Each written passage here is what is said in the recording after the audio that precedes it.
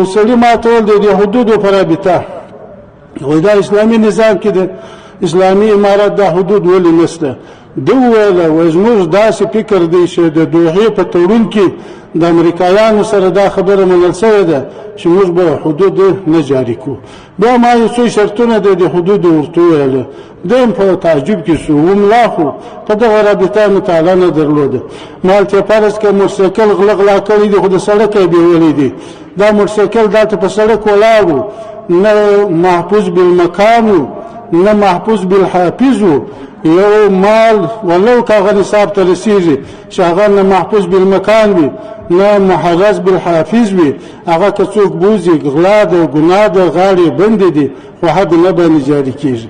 داسې د زنا په رابطه باندې داسې یو پروپاګند په موږ کې شروع دی دا زموږ په وطن کې چې دا د خلک د زنا سره ونیول، په زنا باندې اقرارونه وکړل، ولې دې باندې حد نه جاري کېږي.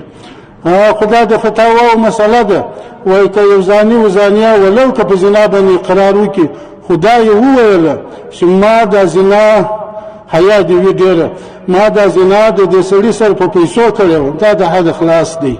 او یا یې وویل چې موږ نکاح سره کړې وه ولو که شاهدان دی نه لري، دا د حد څخه خلاص دی.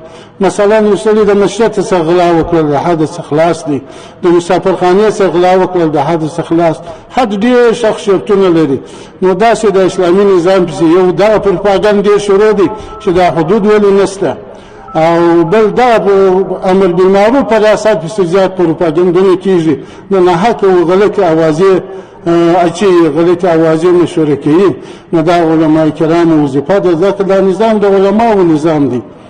سید زه به یو وظیفه لرم رسمي، بل عالم به نه لري، خو دا هر عالم د دې نظام یو رکن دی، هر عالم د دې نظام یو پایه ده.